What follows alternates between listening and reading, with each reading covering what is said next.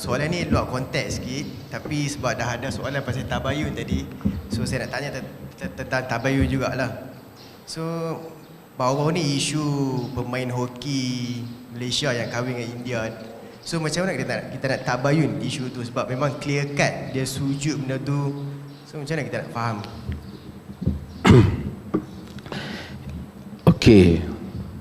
Isu ni biasalah, media sosial ni tengok benda tu semua pakat jadi. Ada yang jadi qadi, jadi lantik diri jadi mufti, ada yang lantik Syekhul Islam, semua pakat buat keluar fatwa habis. Tapi hal-hal yang seperti itu kita nak kena, orang kata ada orang komplain siapa-siapa tak cakap apa pun. Saya kata saya nanti dulu, saya nak dengar dulu, nak tunggu dia tu cakap apa. Kok dia cakap. Dan saya tak tahulah, tapi orang forward kepada saya, dia ada buat kenyataan dia. Sejauh mana dia kata bahawa saya kata dia lah, report dalam berdasar post yang dia buat tu, dia kata kalau benar tu daripada dia kata mereka dah kahwin. Kawan tu dah masuk Islam, mereka dah kahwin. Kata dia lah. Sebelum tu, tetapi upacara tu memang pergi ke sana, upacara tu memang diminta untuk dibuat menurut cerita tu, dia buat dalam keadaan hati yang berat, tapi dia buat jugalah. Okey. Saya tak tahu. Tapi yang pentingnya begini. Saya dah tulis. Yang pertama, nikah, kahwin, apa semua ni ialah ada bab hukum hakam dia. Ada bab yang wajib dibuat, ada bab yang haram dibuat, ada bab yang boleh dibuat. Memenuhi syarat-syarat nikah, rukun nikah wajib. Cacat kepada amalan itu adalah satu kesalahan. Ada benda bab harus dibuat. Ada pakaian cantik, warna apa, nak pakai tanjak ke, nak pakai apa, selagi bukan perbuatan syirik, dia boleh. Nak pakai baju Melayu pun boleh, nak pakai baju India pun boleh, nak pakai kurta pun boleh, dengan syarat tutup aurat. Tak bolehlah pakai salib, kerana itu ada lambang agama lain. Tapi nak pakai kot boleh. Jadi pakai baju India, pakai baju Melayu, pakai baju Cina, is not the issue. Perbuatan isu. Tapi kalau pi hengguk, pi buat tanda cross pada salah, pi tunduk kepada berhala salah. Itu umum punya hukum. Sekali saya pergi pada detail. Okey. Kahwin, syarat kahwin mesti wanita tidak boleh berkahwin melainkan dengan lelaki yang muslim. Lelaki muslim tak boleh berkahwin melainkan dengan wanita muslimah ataupun ahlul kitab. Ahlul kitab. Melainkan dalam mazhab Syafi'i dia straight sikit, tapi dalam mazhab lain dia luaskan tentang ahlul kitab ni. Sebab tu kita tengok sebahagian orang Arab, mereka di Europe berkahwin dengan Kristian dan Jew dengan Yahudi di atas wanita-wanita ahli kitab itu dibenarkan. Okey. Tapi perempuan tak boleh. Perempuan mesti sentiasa kahwin dengan lelaki Islam, Muslim. Tak boleh. Tak ada pilihan dalam hal ini. Wala tunkihul musyrikati wala tunkihul musyrikina hatta yu'minu wala abdun mu'minatun khairun min musyrikin walau a'jabakun. Wala tunkihul musyrikina hatta yu'minu. Jangan kamu kawinkan perempuan-perempuan kamu dengan golongan musyrikin yang syirik sehingga mereka itu beriman. Wala abdun mu'minun khairun min musyrikin walau a'jabakum. Sesungguhnya hamba abdi yang hamba sahaya yang beriman lebih baik daripada seorang musyrik sekalipun orang musyrik itu mengkagumkan kamu. Ulaika yad'una ila an-nar wallahu yad'u ila al-jannati wal maghfirati biiznih. Mereka itu menyeru kepada neraka, sedangkan Allah menyeru kamu kepada syurga dan kepada keampunan dengan izinnya. So tak boleh. Clear. So kalau berkahwin dengan orang yang tak masuk Islam, hukumnya apa? Haram dan nikahnya tidak sah. Kalau, saya tak spesifik, kalau. Ni pun bergantung kepada cerita. Majlis yang ditunjukkan itu kita tak tahu. Kalau itu saja majlis akad dia, tak sah lah. Tapi kalau dia ada akad yang lain, kawan tu telah masuk Islam seperti yang dia dakwa, kalau benar, sah lah. Kalau dia masuk Islam, dia dapat akad yang lain. Hak berikutnya ialah perbuatan tunduk kepada, saya tak tahu dia tunduk pada apa. Ada benda gambar dia duduk depan, kita tak tahu dia tunduk pada, dia tunduk kepada orang tua dia ke, dia tunduk kepada apa.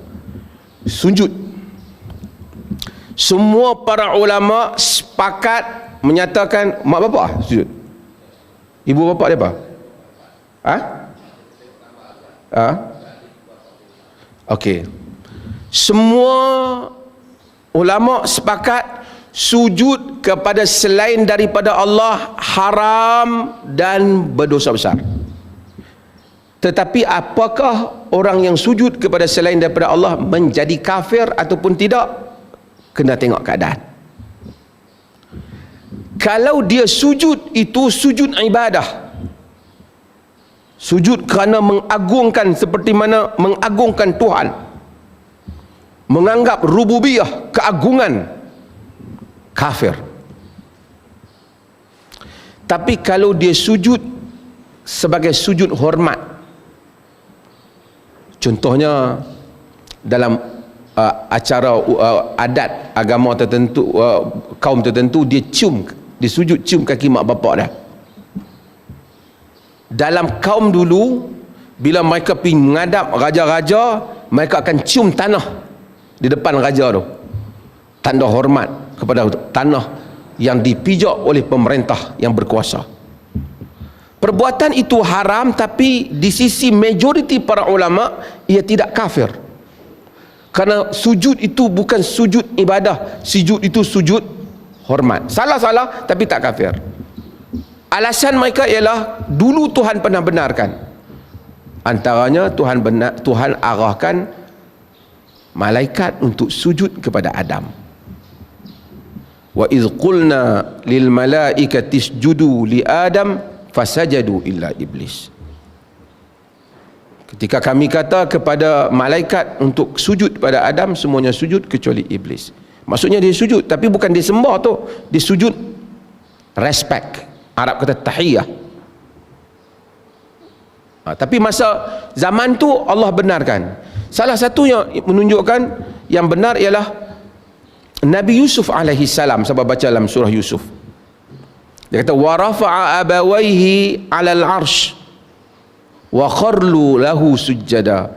Dia angkat kedua ibu bapaknya duduk di singgasana, mereka semua itu sujud hormat kepada Yusuf. Maksudnya di dalam syariat yang dulu dibolehkan sujud hormat. Bila datang Nabi kita Muhammad sallallahu alaihi wasallam, Nabi larang. Bila Muaz balik, Muaz sujud kepada Nabi, Nabi kata jangan buat. Nabi tak bagi dah. Maksudnya tak boleh. Tapi tentu Muaz tak sembah Nabi, tapi the way people pay respect.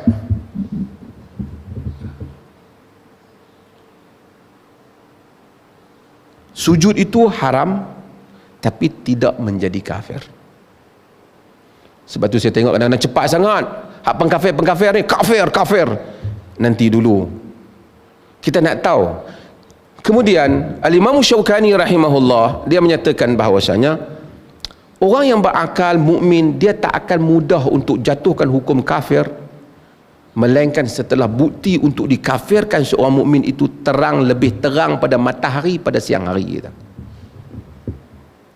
Kerana Nabi kata, bila satu orang kata pada saudaranya Muslim ya kafir, akan balik pada dia. La yarmi rajulun rajulan bil kufri aw bil fusqi illa irtadda ilaihi illam yakun sahibuhu kadzalik. Tidak seorang menuduh orang lain dengan kafir atau fasik, melainkan balik pada dia jika orang tu tidak demikian. So dia akan hati-hati. So kita nak kena tengok dia sujud tu, kita tak tahu pasal gambar. Sebab tu tak boleh hukum tak gambar tu, kena panggil dia dibicarakan. Tanya dia, awak sujud apa? Kena tanya dia. Okey, habis. Yang berikutnya ialah, ada orang komplain, orang kata teruk, sekarang ni dah teruk. Saya tak tahulah sekarang teruk ke tak, mungkin saja, tapi dulu pun teruk juga, kan? Masalahnya sebahagian hak kata teruk ni bukan dia nak selesai masalah tu, dia ada political attention, dia ada tujuan yang lain. Tujuan dia nak berkelahi politik, dia bukan nak solve the problem. Dia kata teruk sebab apa? Kenapa tak ambil tindakan? Pertama, untuk saya dia bukan dia perleh lah. Yang kedua, dia orang Johor. Kemudian kes itu bukan berlaku di Malaysia. Berlaku di mana? Di mana kes itu berlaku? Peristiwa itu berlaku di mana? Di India. Kalau dia buat di Malaysia, saya percaya memang dia akan dikenakan tindakan. Artinya kalau sebab tu dah tak buat di Malaysia. Yang berikutnya ialah, dan kita ada kes yang saya sebut, ingat tak? Ada menteri dulu sujud atas batu Karbala. Tuan ingat? Dia pergi luar negara, dia semayang, batu Karbala tu ada tepi dia, dengan semua hak imam-imam hak itu tu, dia pun ada batu tu sekali. Kalau tak ingat, sekali boleh pergi buka nah handphone tu, tengok menteri sujud atas batu Karbala, gambar siapa naik.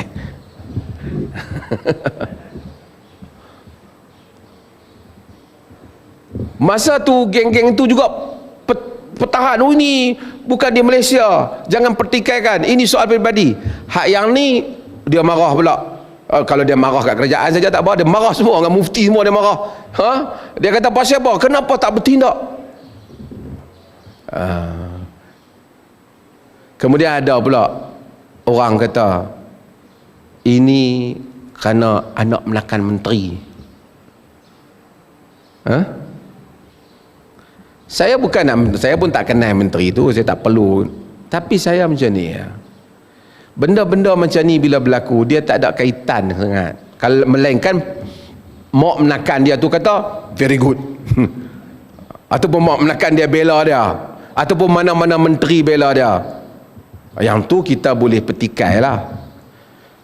Kita masih ingat dulu ada menteri, tuan-tuan tahu menteri apa? Anak dia terlibat dengan dadah. Ada tak? Sampai ke mahkamah apa? Masa tu dia pun tak kata pula semua kabinet itu sukakan dadah. Saya bukan bela mana-mana kabinet, tapi you buat satu hukuman yang tak selaras, tak adil. Kalau you kata itu anak dia, bukan dia, yang ni tak boleh, yang ni anak menakan dia. Anak menakan kan lagi jauh daripada anak. Ini orang kata ruwaibidah, tafihun nas, ar-rajulul tafih, orang selekeh bercakap dalam urusan besar. Apapun, kita perlu menerangkan akidah yang betul-betul pada anak-anak kita. Itu kita perlu terang akidah. Ceramah-ceramah yang membezakan akidah Islam dan selainnya perlu dibuat secara harmoni. Geng-geng hak duk bising politik lah, bukan? Dulu dia marah Dr. Zakir Naik, suruh tangkap Zakir Naik, suruh hantar Zakir Naik balik. Kalau DAP saja padalah dengan DAP tu, depa pula tolong pula. Saya ingat tahap taat depa pada DAP tu sama dengan tahap orang-orang soleh taat daripada agama. Mereka pula sebutlah DAP ni marah habis. Dah tanya kan.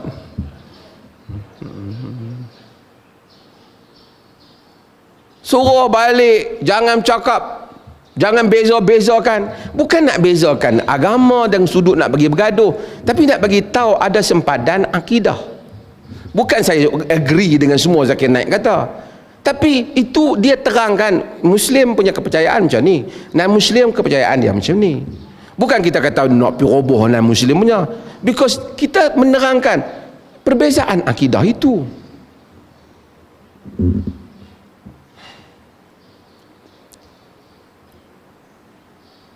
Oh, masa tu mereka tak agree.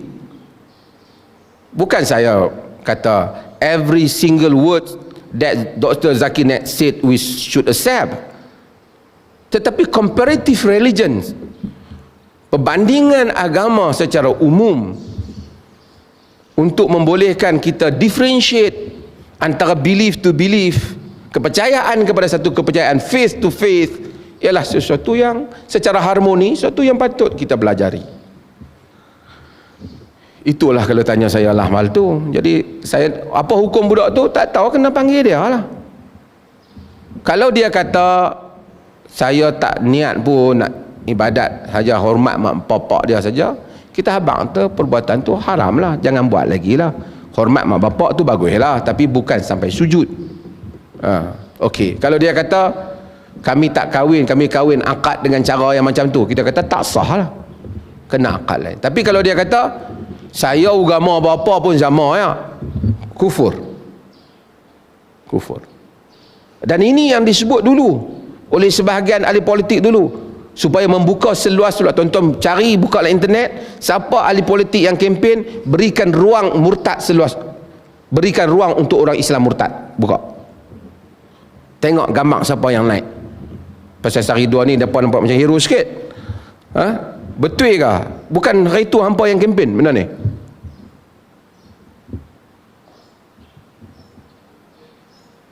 Sebab itu kita adil dalam hal ini. Kenapa dulu tak salahkan kerajaan? Saya bukan kata tak salahkan kerajaan, kita nak tunggu respon kerajaan dulu.